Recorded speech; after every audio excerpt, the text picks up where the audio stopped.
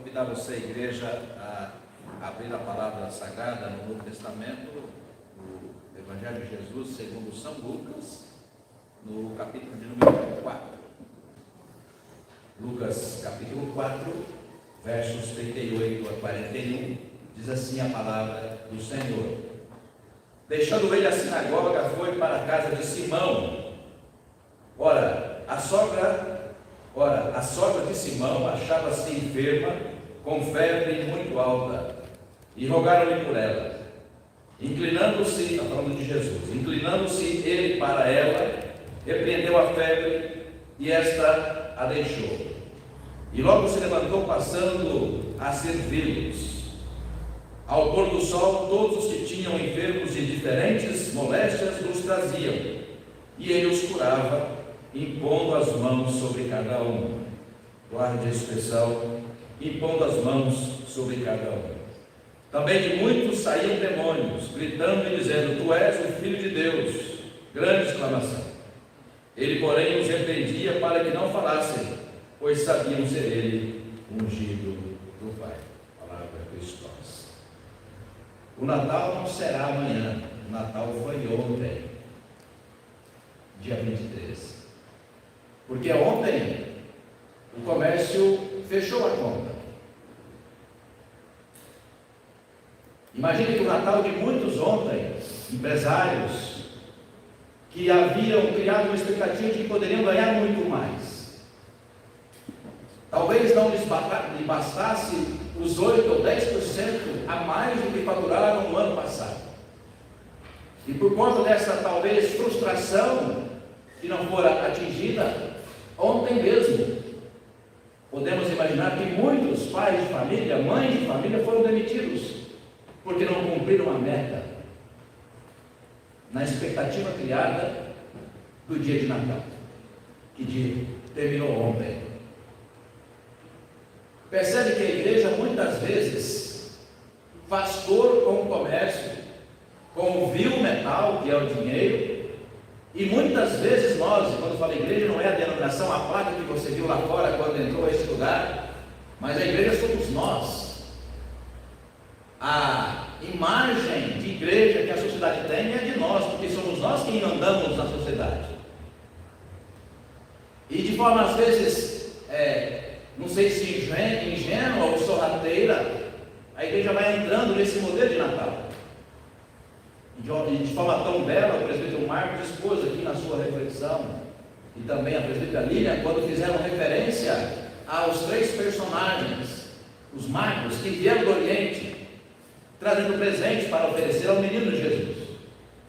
Irmãos e irmãs, já não é de hoje, desde aí o Éden, que também no Oriente, geograficamente falando, o Éden está no Oriente, na região do Iraque, e é impressionante, porque também Adão e Eva lá no Iraque, portanto no Oriente, no Éden, recebeu um presente vindo, de forma gratuita, homenageadora. E qual era o presente? A forma de um fruto, contrariando o que é o propósito do Pai. De tudo vocês terão posse. A Bíblia diz em Gênesis 2 que na viração do dia, ou seja, em algum momento, o próprio Deus aparecia a Adão e Eva, na harmonia e na comunhão da criação. E qual fora o presente oferecido? O presente foi: contraria Deus. Deus não está dizendo a verdade, mas desta árvore há muita coisa boa a se tirar.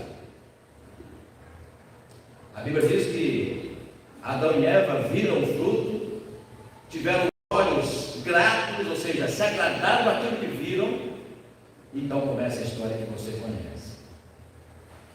Passados séculos, milênios, vem-se a mesma cena. Do Oriente, 3 magos vão até Jesus e de novo oferecem a mesma coisa. Ouro, agora ouro, incenso e perfume. Ouro, vil metal. Incenso você pode imaginar, o cheiro do presente. Sabe quando você gera expectativa?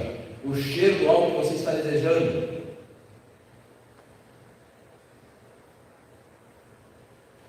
E a mirra, você pode pensar no perfume francês, o perfume caro.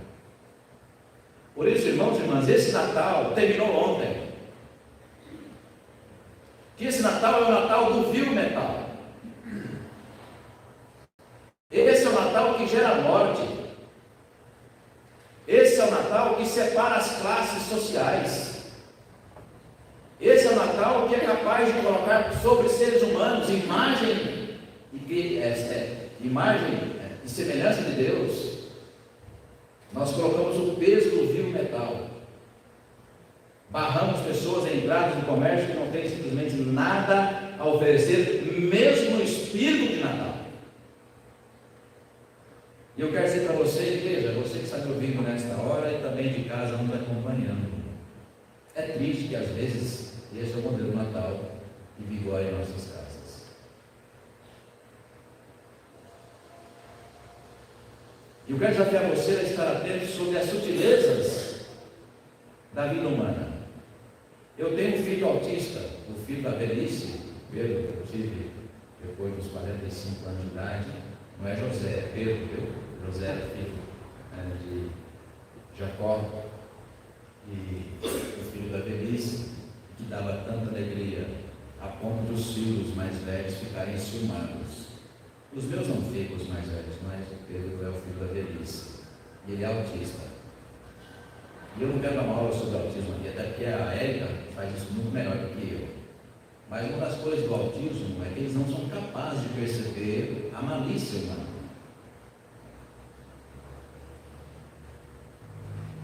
Eles não são capazes de perceber que nós somos capazes de olhar nos olhos do outro, somos capazes de pegar a mão, somos capazes de abraçar e estar fingindo. Talvez amanhã a gente tenha que viver isso no Natal. Porque você vai receber, quem sabe, o genro que você não gosta, por uma série de razões. Mas você vai fingir que gosta. Vai botar a mão, vai dizer seja bem-vindo, mas você não está sendo sincero, você não queria ir. Percebe? Então talvez podemos fazer um trocadilho que os autistas são, e as autistas são, anjos que Deus colocou na terra. Para dizer assim, olha, o que mata vocês salva os autistas. Você pode amar a Deus? Veja que coisa ali. A palavra malícia tem a função de duas coisas: má de maldade mesmo, e de lícia de aliciamento, de carinho. Então a maldade do nosso coração é capaz de manchar as nossas mãos, é capaz de manchar os nossos olhos, é capaz de manchar tudo que nós criamos nessas relações humanas, de etiquetas, de códigos. Não, igreja, hoje, nesta manhã, nós não celebramos o nascimento de um menino. Nesta manhã eu quero que você celebre o Cristo adulto. Porque se o menino do Natal do comércio, do vil metal, eu vou repetir várias vezes para você entender claramente, lembra presente, Jesus lembra amor incondicional. E é esse Jesus que nós aguardamos.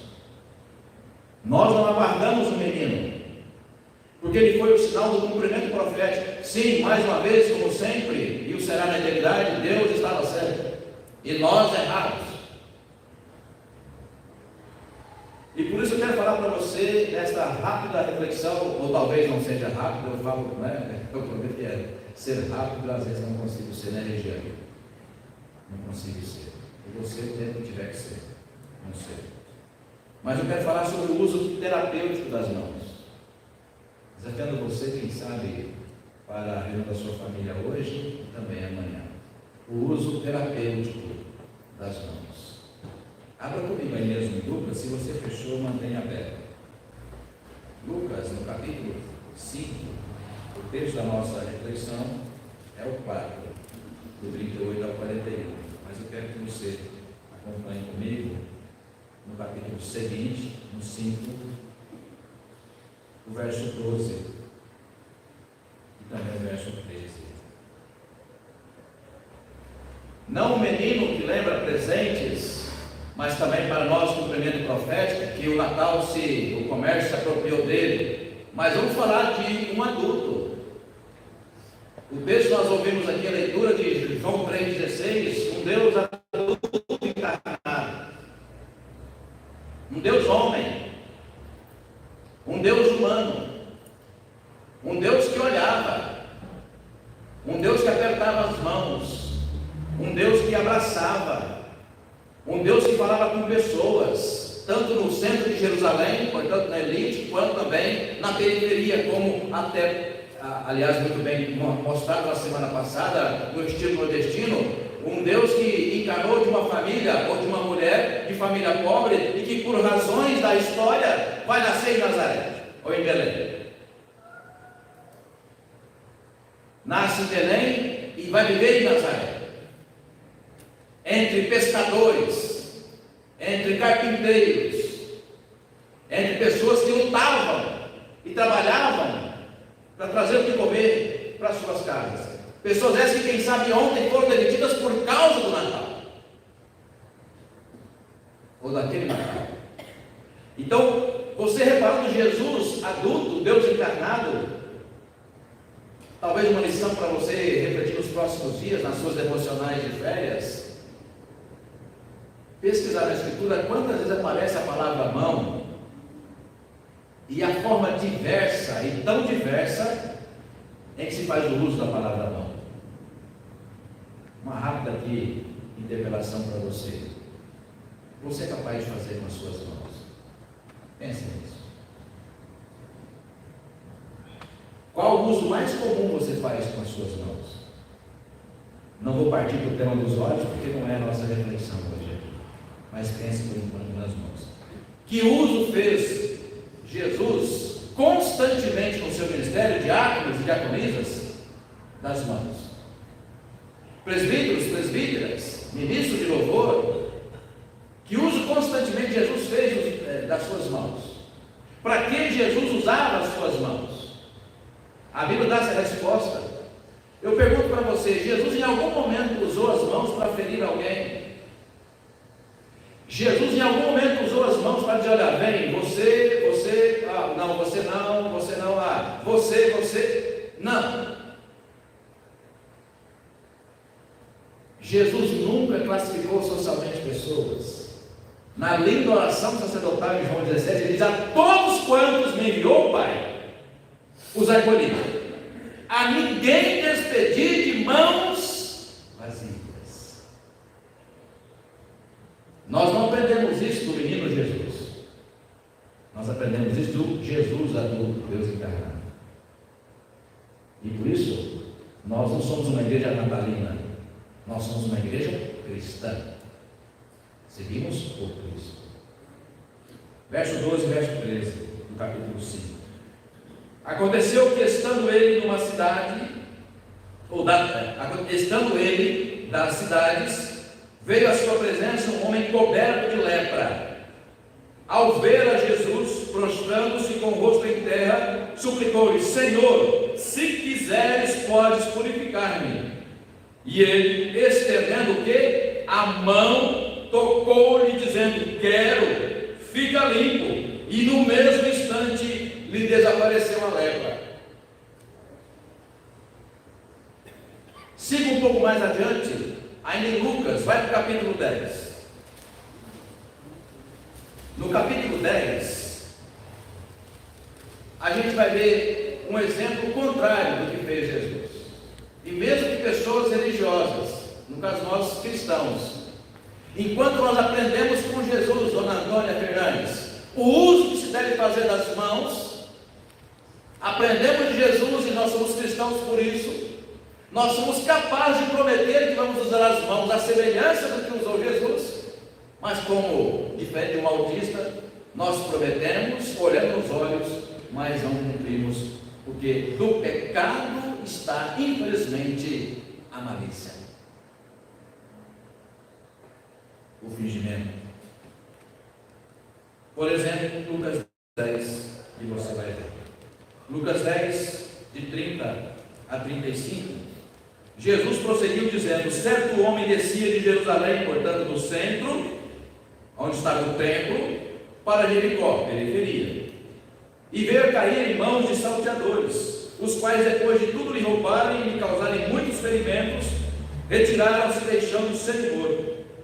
Casualmente descia um sacerdote, portanto hoje seria um pastor lá de Jerusalém, no centro, cidade santa. Casualmente descia um pastor por aquele mesmo caminho, e vendo aquele homem doente, aliás, ferido, caído, precisando de ajuda, ele simplesmente pula, passa por cima. 32. Semelhantemente, um levita, portanto, também trabalhava no templo, por ele dizer, um ministro de louvor, que ministra na vida da igreja, descia por aquele lugar, vendo a mesma pessoa que precisava de ajuda, também passou de lá. Certo samaritano, portanto, da onde? Onde você menos esperava, onde não tem crente, certo? Pelo menos pelo nosso olhar. Por isso que Jesus disse: olha, eu tenho crente, eu tenho, vocês nem imaginam onde elas estão. Disse Jesus. Vocês nem imaginam. Quando foi que ele disse isso aí, pastor? Quando ele falou para aqueles mestres, tem alguns ali que não são dos nossos, e estão falando do teu nome. E Jesus falou: quem não espalha, ajunta. Quem não é contra mim, é a favor de mim. Em João ele vai dizer: eu tenho ovelhas que não são desse pasto. Então, no 33, ninguém poderia imaginar. Um desqualificado, samaritano, seguiu o seu caminho, passou de perto, vendo-o, portanto, nos olhos, compadeceu-se dele. A palavra compadecer é olhar o sofrimento do outro e ficar tão chocado que aquele sofrimento passa a doer no seu coração, a ponto de te incomodar tanto, Douglas, que você não é capaz de conviver pacificamente com o sofrimento do outro. E você só vai encontrar paz no coração quando você tomar a dor do outro como sua. Portanto, amanhã, quando você abraçar alguém que você convidou para o seu Natal, mesmo que até agora você tenha tido motivo para não gostar, amanhã Jesus diz para você: você vai abraçar, você vai olhar nos olhos dele, e mesmo que ele esteja errado, você vai dizer: olha, eu te amo em Jesus. Porque se você não fizer isso, toda a beleza, a estética, as cores, a mensagem bíblica sobre o Natal faz de você e de mim, de novo, a palavra malícia, falsidade, dizer, falar e olhar, sem, ou com a vontade de estar fazendo exatamente o contrário. Por isso, irmãos e irmãs, Natal não é isso, e vocês sabem disso. Há uma distância entre saber o sentido do Natal e, de fato, viver o sentido do Natal. O que faz aquele samaritano? Ele não só tomou como sua dor do outro, que ele nem conhecia, mas no 34 diz um pouco mais. Chegando-se, pensou-lhe os ferimentos, fazer uma pausa, porque a palavra pensar não é apenas pensar racionalmente, tá? Pensar, a palavra pensou. Aí não é pensar de pensamento, mas pensou era um tipo de pasta medicinal que se usava para curar feridas antigamente, né? Sobretudo feridas de animais. Então, pensou nos ferimentos aqui, ele cuidou dos ferimentos inicialmente como um primeiro socorro, né? Ele cuidou dos ferimentos daquele homem, daquela pessoa, e mais, aplicou-lhes óleo e vinho, colocando sobre ele o seu próprio animal, vendo-o, levou-o para uma hospedaria e tratou dele. E no dia seguinte, tirou 2 denários, não é pouco dinheiro. Tá?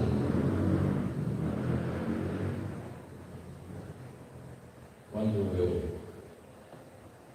era seminarista, fui pregar numa igreja no Mato Grosso, e um dos presbíteros que estava lá, muito rico, ele contou assim sobre a conversão dele. Pastor, eu sempre gostei do cristão, né, do cristianismo, a palavra, até por causa da minha formação católica. Eu sempre gostei. por causa dos meus avós e tudo mais. Aí ele falou, mas sabe quando é que eu percebi a minha conversão? Aí eu falei, não, você vai falar. O dia que Deus tirou o coração dos meus bens, não são poucos, e às vezes sempre não são, e colocou nas pessoas. Quando eu fui capaz de colocar a mão no bolso e entender que tudo que Deus me deu, se não é para abençoar, não vem do Senhor. Presbítero na igreja há décadas. Uma das referências que tive no Mato Grosso. Um gaúcho, seu Hilário Albert. Até hoje ainda. Aí a gente tem aquela mania de pensar, né? Ah, mas era rico. Não, era generoso. Não tem os seus olhos no dinheiro. Voltando nossos olhos para o texto, volte aí no capítulo 4. E eu quero falar sobre esse tema, o uso terapêutico das mãos. O uso de Jesus. Quando você repara o que fez Jesus ao sair do templo, é o desafio que eu quero colocar para você nesta manhã, para a gente terminar essa reflexão. Amanhã você vai celebrar o Natal com a sua família. E o desafio que eu quero colocar para você é o desafio de Jesus, não o meu. E você pode conferir na Escritura. Se você reparar, o verso 38 diz assim, ó, deixando ele a igreja. Porque sinagoga é nosso tempo hoje sem ter igreja. Tá? Então o que um crente faz quando sai da igreja? Ele sai em missão. Presbítero, Marcos sabe muito bem disso. Todos que estão aqui no conselho sabem quando fazem a condução da liturgia. A parte do envio nós, igrejas, somos enviados, depois que termina o culto, para a missão. Ora, Jesus sai do templo, depois de ter pregado a palavra, ele sai em missão. Se você for conferir todo o capítulo 4, que é longo, ele começa exatamente Jesus indo aonde? Ele entrando na sinagoga. Ele entra na sinagoga, velho, ele prega a palavra, ele exorta as pessoas, ele desafia as pessoas, e quando sai do templo, ele sai em missão. Que é o que nós vamos fazer daqui a alguns instantes. Nós vamos sair em missão. E qual é a nossa missão? O uso terapêutico das mãos. A palavra cura, que aparece no texto, tá? Onde está a palavra? Repare aí. No verso 39. Inclinando-se ele para ela, repreendeu a febre e esta a deixou. E em seguida ela passa a servir. 40. Ao pôr do sol, todos que tinham enfermos de diferentes colégios os traziam e os curavam. Pronto. E aí vem uma redundância. Curava e impunha as mãos. A palavra cura em grego é exatamente mão. Por isso que quando você procura um fisioterapeuta, é o profissional que usa de forma científica as mãos para tornar a sua saúde semelhante ao estado anterior da sua enfermidade. Então Jesus tinha mania de usar as mãos para curar pessoas. E você não é médico, mas você é cristão. E o desafio para você e para mim nesta manhã é: use as suas mãos para curar pessoas. Quais pessoas? Do seu ciclo de relacionamento. Quando você usar as mãos para abraçar, abrace como um autista, gostando muito daquele momento. Ah, mas eu não gosto da pessoa, então não abrace. Resolve o problema. Começa com a disposição de perdoar. Não, mas eu estou certo. Comece com a disposição de perdoar. No provérbio chinês, perguntou-se ao mestre: Mestre, o que significa perdão? Perdão é uma fragrância, é um cheiro gostoso. Que cheiro gostoso?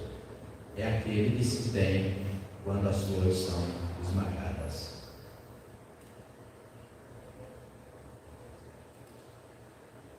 Então, quando alguém no seu ciclo familiar te esmagar, perdoa. Olhe com o olhar de Jesus. Abrace com as mãos de Jesus. Cuide com as mãos de Jesus. Porque se não formos capazes de cuidar com as mãos de Jesus, olhar com os olhos de Jesus, abraçar com os braços de Jesus, então nós estamos sendo maliciosos. Estamos ou imitando o que está de pior na religião, que é fazer, falar, pensar, mas tudo querendo fazer o contrário, pensar o contrário, falar o contrário. Por isso Jesus conta essa parábola no contexto de Lucas. No contexto de Lucas. Jesus, Todo-Poderoso, eu imagino, Regiane, ele foi até a casa de um amigo, Pedro, a sogra dele estava doente, ele se ajoelha, sim.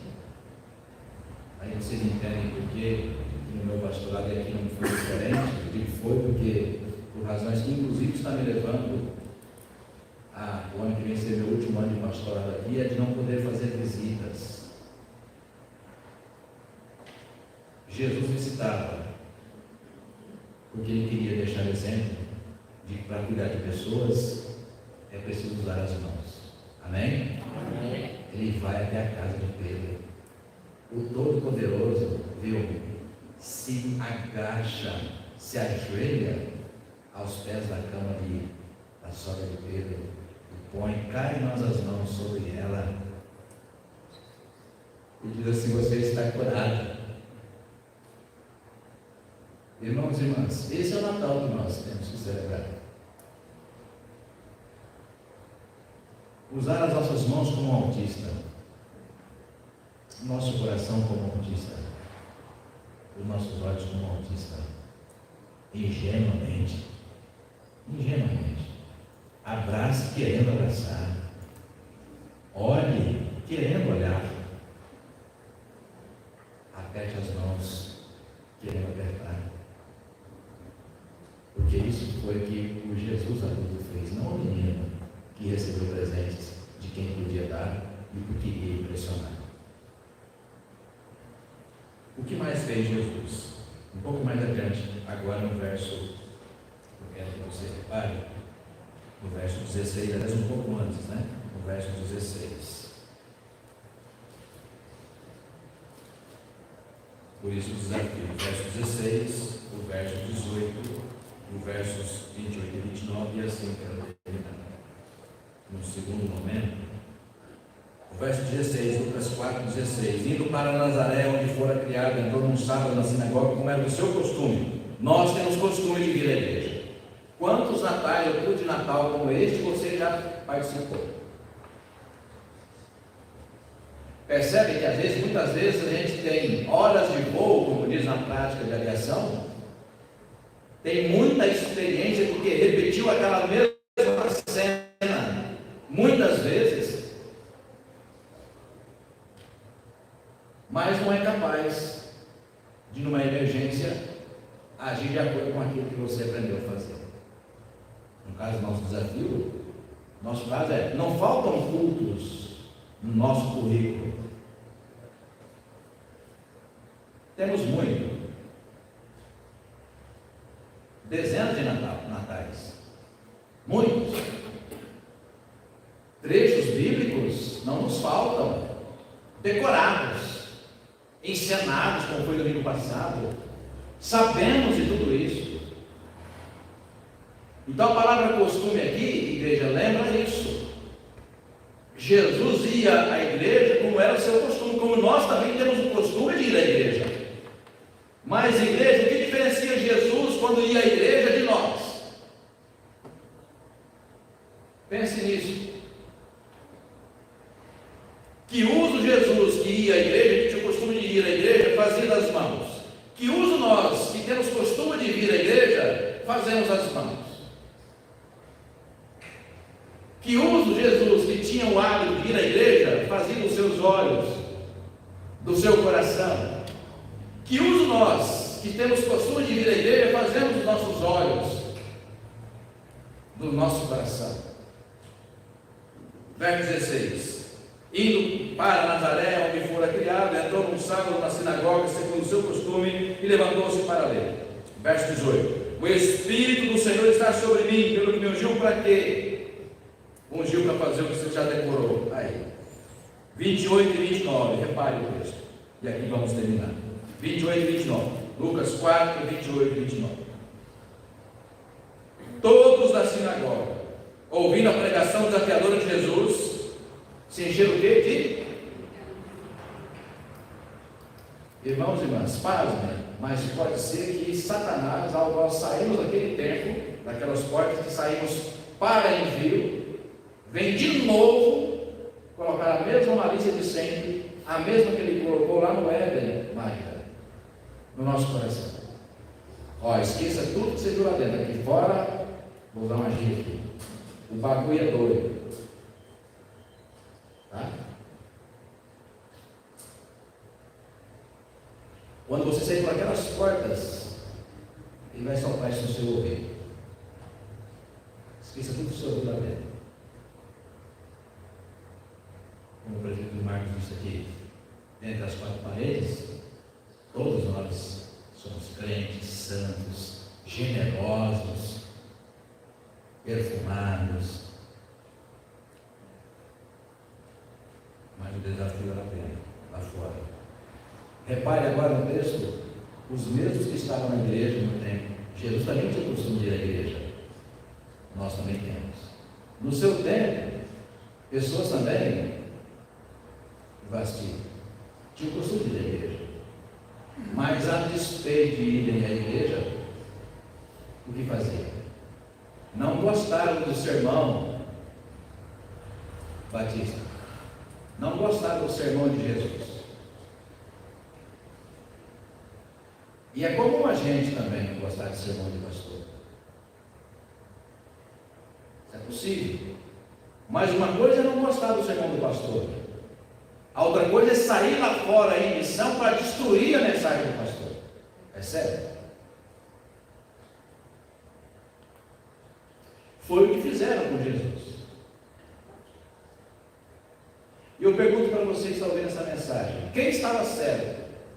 Jesus, que tinha costume de ir à igreja, ou os crentes do seu tempo que tinham costume de ir à igreja? Quem estava certo? Sabe? Você sabe a resposta. Duro é ter que responder. E eu vou te poupar disso. Não precisa responder, porque você sabe a resposta. Então, uma segunda pergunta para você: quem você quer imitar quando terminar esse livro?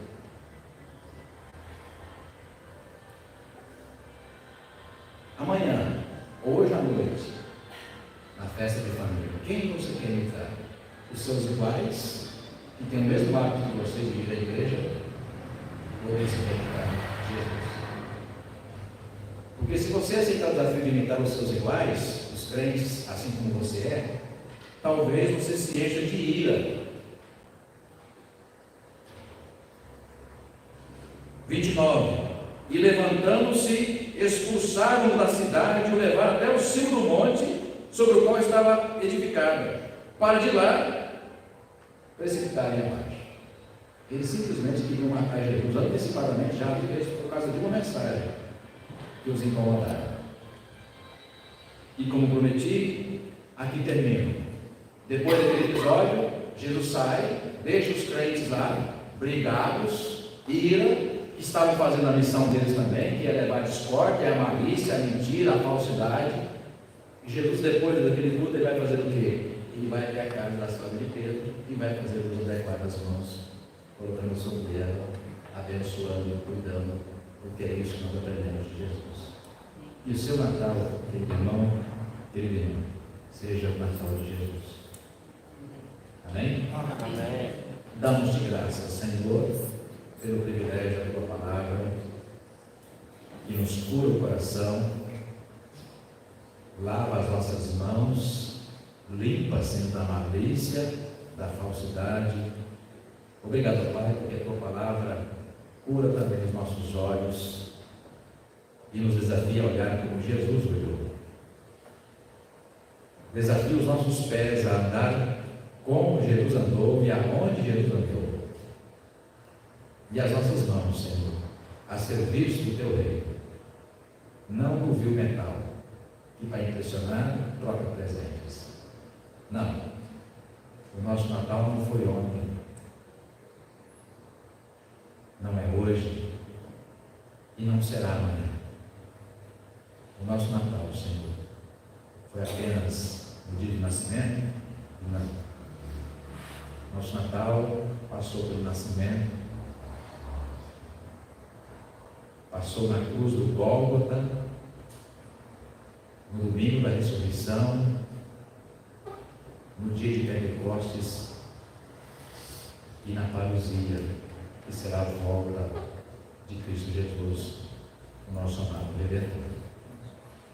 Naquele dia, Senhor, como a Tua palavra diz, ensina em tantas passagens bíblicas. Naquele dia, Pai, apenas os verdadeiros transformados ouvirão a Sua voz. Vinde, bendito de meu Pai, recebei por herança o reino de Deus que nos está preparado desde a fundação dos tempos. Prepare-nos, ó Deus, para esse dia, para que, como diz Apocalipse, possamos ser nossas vestes alvejadas pelo sangue do Cordeiro, lavadas, purificadas, para que possamos ser reconhecidos naquele dia como aqueles que fazem parte do grande corpo celestial, que entrando na glória do Senhor, exaltará Teu nome com louvores, reconhecendo, Senhor, que a Tua graça, o Teu amor, a Tua bondade se renovam e se fazem presentes, perseverantes, apenas e tão somente sobre os Seus eleitos. Evita, Pai, que esse Natal na nossa casa seja diferente. Que Teu Santo Espírito, Pai, unja os nossos lábios, olhos, coração e mãos, para que possamos imitar Jesus e não aqueles que não somos iguais, mesmo que crentes, possamos de fato imitar Jesus, Pai. Seja esse o desafio que tome as nossas mãos, olhos e coração no Natal de nascer de hoje e no Natal de amanhã. Oramos agradecidos em Jesus, nosso Salvador bondoso. Amém.